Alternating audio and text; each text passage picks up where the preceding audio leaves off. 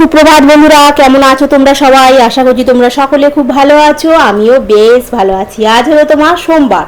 আজকে সকাল সকাল হাঁটতে যাওয়া হলো না, শরীরটা খুব একটা ভালো লাগছিল না, তাই ভাবলাম আজকে একটুখানি রেস্ট নিই। তবু কি বলতো, ওই যে সকালবেলা ঘুম থেকে ওঠাটা অভ্যেস হয়ে গেছে, তো এখন সকাল 4:30 বাজলেই ঘুমটা ভেঙে যাচ্ছে। এবারে কি বলতো, এই অভ্যেসটা খুব ভালো একটা অভ্যেস, এইটাকে আমি পরিবর্তন করতে চাই না। তা সেই জন্য আমি কি করবো, উঠে পড়েছি।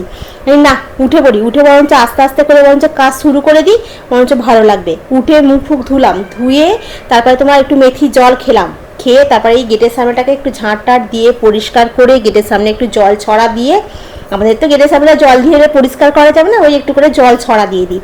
দিয়ে তারপরে বাসি জামা কাপড়টাকে ছেড়ে গা হাত পা ভালো করে পরিষ্কার করে ধুয়ে গোপালকে তুললাম, ঠাকুরের স্থান পরিষ্কার করে তুলে এখন তোমার বিছানার চাদরটাকে আজকে একটু পরিবর্তন করে দিচ্ছি। কি বলো তো, অনেকগুলো দিন হয়ে গেছে আর চাদরটা খুব একটা নোংরা হয়নি। আমি না আজকে একটু বিছানার চাদরটাকে চেঞ্জ করে দিবি। তোমার এগুলোকে করবো না, বালিশের কভারগুলোকে করবো না, ওগুলো পরিষ্কারই আছে, ওগুলো থাক, দুদিন পরে করব। আর ওই জন্য সকাল সকাল একটু কাজগুলোকে গুছিয়ে নিচ্ছি। আর সকালবেলা ঘরটা বেশ পরিষ্কার পরিচ্ছন্ন হয়ে থাকলে না মনটাও তোমার দেখবে ভালো লাগে, বিশেষ করে বিছানাটা যদি তোলা হয়ে যায়। আর এখন গরমটা খুব পড়ছে, তো বেলার দিকে না কাজ করা যাবে না। সকালবেলা একটুখানি হালকা ঠান্ডা ঠান্ডা মতো লাগে, তো এই সময় ঝপাঝপ করে সব কাজ গুছিয়ে নিলে দেখবে শরীরটা বেশ ভালো লাগবে, হালকা লাগবে, না সব কাজ হয়ে গেছে। এবার বিছানাটাকে গুছিয়ে নিয়ে তারপর তোমার যাবো রান্নাঘরে। রান্নাঘরে গিয়ে আগে একটুখানি গরম জল খাবো, গরম জল খেয়ে তোমার ঘর দালানটা ঝাঁট দেবো। আজকে রান্নায় তো সেরকম কিছু নেই। কালকে রাতেরবেলা তোমার একটু চিয়া সিড, একটু তোমার ড্রাই ফ্রুটস ভিজিয়ে রেখে দিয়েছিলাম। মেথি জলটা তো সকালবেলায় খেয়ে নিয়েছি আগে খালি পেটে, দিয়ে তো কাজগুলো করলাম। তারপরে এখন এই গরম জলে একটুখানি মধু দিয়ে একটু চিয়া সিড দিয়ে এখন খাবো, খেয়ে তারপরে তোমার ঘর দোলানটা ঝাঁট দেবো। এটা কি বলতো, খেলে তোমার শরীরটা খুব ভালো থাকে, আর ওজনটা কমে। কিন্তু কি বলতো, একটু ডায়েট ফলো করতে হয়। আমি তো খুব একটা ডায়েট ফলো করি না, সেই জন্য যেমন ওজন তেমনই আছে, কোনো পরিবর্তন হয় না আমার। এটা খেয়ে তারপরে তোমার আজকে রান্নায় কি হবে বলতো, তোমার কালকে আছে শুক্তো আছে অনেকটা, তারপরে চিংড়ি মাছ দিয়ে পটলের তরকারিও ওটা আছে, ওটা খালি বার করে গরম করব। আর তনুর জন্য আমার জন্য ভাত করব, আর তোমার করব কুমড়োর তরকারি করব। ছোলা ভিজিয়ে দিয়েছি, সকালবেলা ছোলাটা ভিজিয়েছি, ছোলাটা কালকে রাত্রেবেলা ভেজে যেতে ভুলে গেছিলাম, সকালবেলা ভিজিয়েছি। আর একটুখানি কুমড়ো করবো, কুমড়ো বলতে 500 কুমড়ো সেদিনকে নিয়ে এসেছি, সেদিনকে না কালকে নিয়ে এসেছি রবিবার দিনকে। ওই কুমড়ো দিয়ে আলু দিয়ে ছোলা দিয়ে তরকারি করবো আর রুটি করবো, তনু নিয়ে চলে যাবে। আর কালকে রাত্রেবেলা বাসনগুলো সব মেজে গুছিয়ে রেখে দিয়েছি, ওগুলোকে এখন তোমার জায়গার মতো গুছিয়ে নিচ্ছি। আবার তো বাসন মাজতে হবে, এক গাদা বাসন পড়বে, এই গরম জল খাওয়া হবে, চা খাওয়া হবে, পরপর খাওয়া হবে, এক গাদা বাসন পড়বে, আবার রান্না হবে। আর এই বাসনগুলোকে গুছিয়ে নিয়ে ঘরের দিকে যাব, ওই ঝাঁট টাটগুলো একটু দিয়ে আসি, দিয়ে এসে তারপর তোমার চা বসাবো। কালকে তোমার আছে পাউরুটি, আমি 2 পিস রেখে দিয়েছি জানো তো, আজকে চা দিয়ে খাবো বলে। আমার বাসি পাউরুটি, লুচি, পরোটা এগুলো আমার চা দিয়ে খেতে খুব ভালো লাগে। তো পাউরুটিটাকে একটুখানি সিকে নেবো, নিয়ে চা দিয়ে 2 পিস পাউরুটি খাবো। আর এই ঘরটা এখন ঝাঁট দিয়ে দিই। আর ও ঘর এখন তনু পড়ছে, ও ঘরটা এক্ষুনি ঝাঁট দেবো না, তনু অফিস বেরিয়ে গেলে ওই বিছানাটাকে গুছিয়ে নিয়ে তারপরে ঝাঁট দিয়ে মোছামুছি করবো। আগের দিনের ব্লগেতে ঈশিতা চক্রবর্তী কমেন্ট করেছিলে, তোমার কমেন্ট পেয়ে খুব ভালো লাগলো। তনু একদিন ঠিক নিজের পায়ে দাঁড়িয়ে যাবে। হ্যাঁ, ও সারাদিন পড়াশুনো নিয়ে থাকে তো, আর ও খুব চেষ্টা করে জানো তো, যেন নিজের পায়ে ও দাঁড়াতে পারে, সংসারের হালটা ধরতে পারে, মাথার উপরে একটা ছাদ করতে পারে। ওরও এই স্বপ্নগুলো আছে। সুস্মিতা চক্রবর্তীও খুব সুন্দর কমেন্ট করেছে যে তুমি খুব সাহসী। হ্যাঁ, ঈশ্বর তোমার মঙ্গল করুক, তোমরাও খুব ভালো থেকো। তোমাদের এই যখন কমেন্টগুলো পাই না, তখন আমারও খুব ভালো লাগে জানো তো, মন থেকে অনেকটা এনার্জি আসে। আগের দিনের ব্লগেতে আমার বোন কমেন্ট করে বলেছে জ্যৈষ্ঠ মাসে লাউ খেতে নেই। হ্যাঁ, লাউ খেতে নেই, কিন্তু আমি লাউটা নিয়ে এসে ফেলেছি। কী করবো, ওটা তো আর ফেলে দেওয়া যাবে না, ওটাকে এখন খেয়ে নিতে হবে। আর জ্যৈষ্ঠ মাস হলে আর কিছু করার নেই। আচ্ছা, নার্গিস কমেন্ট করেছো, ভেরি নাইস, থ্যাংক ইউ গো। আচ্ছা, সুদীপ্তা কমেন্ট করেছো, ঘরে বাইরে উইথ সুদীপ্তা, খুব সুন্দর চ্যানেলটার নাম, খুব সুন্দর লাগলো ভিডিওটা, থ্যাংক ইউ গো। আর এই সব কিছুর মধ্যেই একটা কথা আমরা যতই না মানতে চাই, সেটা হলো তোমার ভাগ্য। ভাগ্যের কাছে আমাদেরকে সবাইকে মাথা নত করতেই হয়। আমরা অনেক কিছু প্ল্যান করি, ভাবি এইভাবেই জীবনটা চলবে, এইভাবেই সব ঠিক হবে, কিন্তু হঠাৎ এমন কিছু ঘটে যা কল্পনাও করি না। তখনই বুঝতে পারি সব কিছু আমাদের হাতে নেই। কিছু সময় আসে যখন জীবনে যতই চেষ্টা করি কিছুতেই কিছু করতে পারি না, মন চায় সব বদলে দিতে কিন্তু পারি না। তখনই মানে মাথা নত করে নিতে হয় এই ভাগ্যের কাছে, জানো তো। মেনে নেওয়াটা খুব একটা সহজ নয়, খুব কষ্ট হয়। মনে প্রশ্ন আসে কেন আমার সাথেই এমন হলো। তখন ধীরে ধীরে আবার একটা সময় আসে যখন আমরা মানে চুপ করে সব কিছুটা মেনে নিতে শিখে যাই। হয়তো সব কিছুর পিছনে কোনো একটা কারণ আছে যা এখন আমরা হয়তো বুঝি না, কিন্তু সময়ের সাথে সাথে সেটা হয়তো বুঝতে পারবো। যা হয়েছে হয়তো ভালোর জন্যই হয়েছে। কালকে শুক্তো ছিল, এটাকে এখন গরম করছি। আর এখানে তোমার বসিয়ে দিয়েছি, ওই যে চিংড়ি মাছ দিয়ে আলু দিয়ে একটা চিংড়ি মাছ আছে তোমার, আর এখানে আর একটা চিংড়ি মাছ আছে, ঠিক আছে। আজকে খালি রান্নার মধ্যে হচ্ছে তোমার কুমড়োর তরকারি, আর কিছু হবে না। এটা ভালো গরম হয়ে গেছে, বন্ধ করে দিই, তোমাকে খেতে দিয়ে দিই। ভাত বেড়ে দিয়ে এসেছি, এখন বেশি বাড়বে না। কুমড়োর তরকারিটা হয়ে গেছে, একটুখানি ঘি আর গরম মশলা দিয়ে দিই। কুমড়োর তরকারিতে আজকে একটুখানি ঘি দেবো, আর তার সঙ্গে গরম মশলা তো সামান্য একটু দেবো, আর একটু ভাজা মশলা দিয়ে দেবো। জানো তো, ভাজা মশলা করে রাখি তো, মুড়ি দিয়ে খেতে বলো, একটুখানি ওই শুক্তোতে বলো, একটু কুমড়োর তরকারিতে বলো, যাইতেই দাও না কেন বেশ ভালো খেতে হয়, খুব সুন্দর একটা গন্ধ ছাড়ে, জানো তো। আর এই মোটামুটি কুমড়োর তরকারিটা রেডি হয়ে গেছে, তনুকে খেতে দিয়ে এসেছি। আর পটলের তরকারি দিয়ে লেবু খাবে বলে সেদিনকে আমি যে বাজারে গিয়েছিলাম না, গন্ধরাজ লেবু নিয়ে এসেছি, মানে একটা পিস 5 টাকা করে, খুব সুন্দর গন্ধ এগুলোতে, জানো তো। আর এই তনুকে কেটে দিয়ে আসি, এসে একটুখানি ফল কেটে দেবো, একটু পেয়ারা কেটে দেবো। আর বেদানাটা সেদিনকে নিয়ে এসেছি, বেদানাটা এমনি মিষ্টি, কিন্তু বেদানাটা কেমন যেন মানে সাদা মতো হয়ে আছে, জানো তো। এখন আর বেদানা কিনবো না, বেদানাটা কিনে ঠকে গেছি, ঠিক ভালো নয় বেদানাটা। ভাগ্যের কাছে হার মানা মানে কিন্তু হেরে যাওয়া নয়, আমাদেরকে শেখায় শক্ত হতে। সব কিছু নিয়ন্ত্রণ করা যায় না, কিছু জিনিস ছেড়ে দিতে হয়।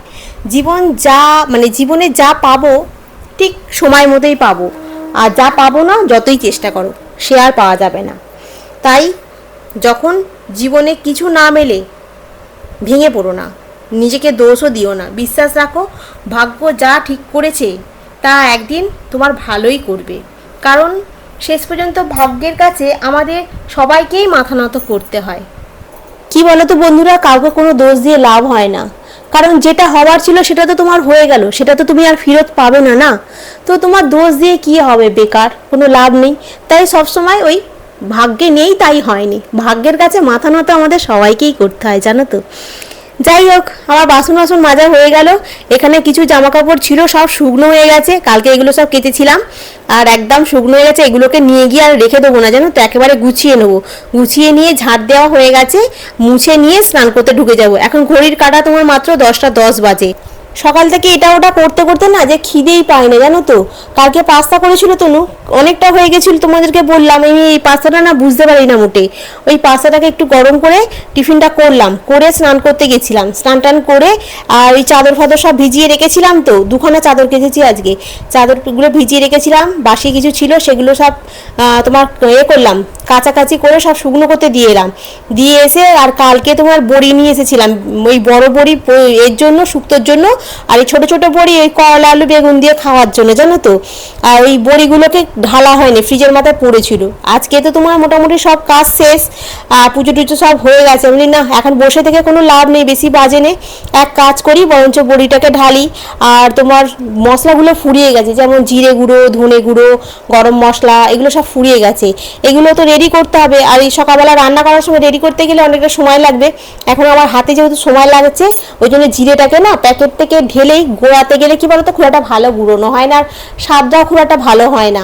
একটুখানি কড়াতে হালকা করে নিয়ে গোড়ালে না গুঁড়োটা খুব মিহি হয়, আর খেতেও খুব ভালো লাগে। তবে যাদের ছাদ আছে, ছাদেতে যদি একটু মেলে দেওয়া যায়, জিরে বলো, একটু ধনে বলো, একদম খড়মড়ের মতো হয়ে যায়, জানো তো। সেটা নিয়ে এসে গোড়ালে আরও সুন্দর খেতে হয়, কিন্তু আমার তো আর ছাদ নেই, আমাকে একটু এই কড়াতে একটুখানি ঢেলে নিয়ে একটু তাতিয়ে নিয়েই করতে হয়।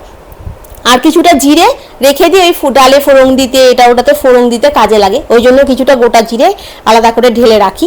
আর কিছুটা ধনেও রেখে দিয়েছি, মানে সবটা তো আর লাগে না, অনেকটা ধনে একটা বড় প্যাকেটে, সেই ধনেটা অনেকটা রয়ে গেছে, কিছুটা ধনে গুঁড়ো করে রাখছি, ঝোল খাই, একটু ধনে গুঁড়ো, একটু জিরে গুঁড়ো, একটু মৌরি গুঁড়ো, এগুলো দিয়ে ঝোল করলে খুব ভালো লাগে, একটু আদা দিয়ে, জানো তো, ওই জন্যই সব গুঁড়িয়ে রাখছি। আর আজকে গরম মশলাটা তোমাদেরকে দেখাচ্ছি, খালি তোমার দিয়েছে দেখো না, সেই গোলাপ ফুলের পাপড়ি দিয়েছে, বললাম 50 টাকা সব রকম দিয়ে দাও, আর গোলাপ ফুলের পাপড়ি আমি বেশি দেখতে পাচ্ছি, বাকি আর কিছু দেখতে পাওয়া যাচ্ছে না। তো যাই হোক, এখন তোমার এই সব কিছু গুঁড়িয়ে নেবো, আর আটাটাও ফুরিয়ে গেছে, সেটাকেও ঢেলে নেবো। সকালবেলা যখন তনুর জন্য দুটো আটা মাখতে গেছি, দেখি না দুটোর মতোই হয়েছে, জানো তো, বেশি হয়নি, ওই জন্য এখন সব কিছুটা গুছিয়ে নেবো, নিয়ে তারপরে তোমার খেতে বসবো। আর আজকে তাড়াতাড়ি একটু খেয়ে নেবো, কারণ অনেকটা সকালে তরকারিপত্রগুলো গরম করে রেখে দিয়েছি তো, আর তোমার কি বলে যেন, খারাপ হয়ে যাবে নাহলে, ওই জন্য একটু তাড়াতাড়ি খেয়ে নেবো। আর এই ওইদিকে কাজটা গুটিয়ে নিয়ে বসেছিলাম, এত গরম লাগছে কি বলবো। এখন ভাত বেড়ে নিয়েছি, ওই না 1:30 বাজতে যাচ্ছে, আমি বরঞ্চ খেয়ে নিই, কালকে রান্না তো সকালবেলা গরম হয়েছে, ওই জন্য বলি না, যদি আবার খারাপ হয়ে যায় তখন আবার এক কাণ্ড হবে, ওই জন্য এখন ভাত আর চিংড়ি মাছের তরকারি শুক্তো সব গরম আর করিনি, ওই এক গরমকালে আর কি গরম করবো, ওই এখন মেয়েকে ঝুঁকে খেয়ে নিই, খেয়ে নিয়ে বাসন মেজে নিয়ে একটু বসে থাকবো। এত প্রচণ্ড গরম পড়েছে, এই তখন চাদরটা কেচে দিয়েছি, তখন বেশি বাজে না, 10:30 পৌনে 11টা বাজে, পুরো চাদর ফাদর সব শুকনো হয়ে গেল। বলছি বাবা দেখো না, বাইরেটা যেন কন করছে, আমি কোনো জানলা ফাল্লা খুলিনি, সব জানলা ফাল্লা সব বন্ধ করে দিয়েছি, আর যেগুলো তোমার ছিল ওগুলো সব তুলে নিয়ে সব গুছিয়ে রেখে দিয়েছি, ও অফিস থেকে এসে পড়ে বলে বিছনাতেও রেখে দিয়েছি সব গুছিয়ে, আর দিয়ে এখন হচ্ছে। আর বুলুরা এতেই আসবে, বলছে ঘুরতে যাবি, আমি বলছি কোথায়, বলছে পুরী কিংবা দীঘা, না দীঘাতে বলছিল কালকে, আজকে আবার ডিসিশন চেঞ্জ, বলছে পুরীতে যাবো চ না, মানে 4-5 দিনের জন্য। আমি বলছি চ না, আমি বলছি না এখন আমি যাব না, বলছে চ না ঘুরে আসবি। আমি বলছি দেখি দাঁড়া, আগে তনুকে জিজ্ঞাসা করি, তনুকে কালকে জিজ্ঞাসা করছিলাম, কিন্তু তনুর অফিসের একটু কাজ আছে এখন, তো সেই জন্য ও বলছে এখন কবে কি স্যার মানে করে, মানে ওর অডিট আছে, সেই জন্য বললো আমার অডিট আছে এখন, তো এখন কবে ডেট দেবে, কবে যাব না যাব, সেই জন্য ও বললো এখন আমি করবো না, এখন আমি ঠিক বলতে পারছি না। যাই হোক, ওরা যা, আমি বললাম যে আমি তোকে জানিয়ে দেবো, তোরা যদি চাস তো চলে যাস, আমি নাও যেতে পারি, কারণ এখনও কোনো নেই, আগে দেখা যাক তনু কী বলে না বলে, সেই অনুযায়ী কাজ হবে। আর গেলেও তো তোমার অনেকগুলো টাকা খরচা আছে না, সব দিকটা ভাবতে হবে। আর আমার এসিতে টেবিলাইজার লাগাতে হবে, কারণ কি আমার এক বান্ধবী এসি চালিয়েছিল দুপুরবেলা, ভোল্টেজটা আপ ডাউন করছিল বলে তোমার এটা পুড়ে গেছে, জানো তো, এসিটা মাদারবোর্ডটা পুড়ে গেছে, তাহলে একটা খরচা, সেইটা শুনে আমার আরও ভয় পাচ্ছে, কারণ আমি ভেবেছিলাম আগের বছর লাগিয়ে নেবো, কিন্তু লাগানো হয়নি। আর হ্যাঁ, আজকে মিস্ত্রির সঙ্গে কথা বললাম, উনি একটা বলেছেন ভিগার্ডের একটা লাগাতে, দেখি এখন ওটা এখন কিনে এখন ইমিডিয়েট ওটাকে লাগাতে হবে, ক টাকা কি নেবে ফিটিংস চার্জ, সেসব কথাবার্তা হয়ে গেছে। আর আমার ওই রান্নাঘরের ওটাও তো ঝুলে আছে, ওটাকেও ভাবছি ঠিক করিয়ে নেবো, তো সেই জন্য কথা বললাম, দেখা যাক কী বলছে, সেই অনুযায়ী কাজ হবে। এখন বলি যে দাঁড়া, এখন কোনো ঠিক নেই যাওয়ার, যেতে তো ইচ্ছা করে বলো না, কিন্তু পয়সারও তো একটা ব্যাপার থাকে, আর 1 টাকা 2 টাকা তো না, গেলে মোটামুটি 12-13 হাজার টাকার উপরে খরচা আছে, আরও বেশিই হবে, কারণ কোনো জায়গায় গেলে তো তুমি হাত মুঠো করে যেতে পারবে না, সেখানে গিয়ে তোমায় কিছু কিনতে হবে, হ্যাঁ পুজোটা দেওয়া আছে, সব কিছুটা নিয়ে মোটামুটি এখন 15,000 টাকা ধরে রাখো তো খরচা আছে। তখন আমি ঘাড় পাতিনি, আমি বলি না তোরা গেলে যাও, আমি এখন যাবো না, কারণ এই মুহূর্তে এতগুলো টাকা খরচা করাটা আমার পক্ষে সম্ভব নয়। তো চলো এখন খেয়ে নিই। গুড ইভিনিং বন্ধুরা, তো সেই দুপুরবেলা ভাত খেয়ে তারপরে একটু রেস্ট নিচ্ছিলাম, এখন তোমার রুটি করলাম, আর তার সাথে হচ্ছে তোমার করলাম ডিম একটা ভেজে নিলাম, আর করছি কুমড়ো তরকারি আছে, কুমড়ো তরকারিটা দিয়ে আমরা রুটি খাবো। ওই কুমড়ো তরকারিটাকে খালি একটুখানি গরম করে নেবো, ব্যাস গরম করে নিলেই হয়ে যাবে, ঠিক আছে। গরম করে বলতে এই যে গ্যাস অফ করে দিয়ে আর এটাকে একটু বসিয়ে নেবো, ব্যাস। আর তোমার রুটি তো দুটো রুটি করে নিয়েছি, আর এখানে সব চাদরগুলো সব কেচেছিলাম, এই কাজ চাদরগুলো এখানে সব পড়ে আছে, ঠিক আছে, হাতটা ধুই। আর চাদরগুলো সব গুছিয়ে রাখতে হবে, পুরো ঘেমে পুরো একদম স্নান করে গেছি, এই রাত্রেবেলা খেয়ে দিয়ে তারপরে তোমার করবো, একটুখানি গা পা ধুয়ে তারপরে শোবো। আকাশটা কিরকম যেন পড়ে এলো, ভাবলাম বোধহয় ঝড় বৃষ্টি আসে, পুরো আকাশটা একদম মানে কালো কালো মতো হয়ে এলো, হালকা হাওয়া হাওয়া চললো, নিচে মনে হয় উঠবে এবারে ঝড়ার দিন, কোথাও কিচ্ছু নেই, শান্ত হয়ে গেল। কি জানি রাতের দিকে যদি একটু ঝড় বৃষ্টি হয় ভালোই হবে, প্রচণ্ড গরম হচ্ছে। এদিকে জানালাটা খুলে রাখি। তো চলো এখন রাখি, আর কিছু কাজ নেই, জামা কাপড়গুলো খালি গুছিয়ে নিলেই হয়ে যাবে। তো আবার কালকে তোমাদের সঙ্গে দেখা হবে। তোমরা খুব ভালো থেকো, সুস্থ থেকো, খুব সাবধানে থেকো। Good night.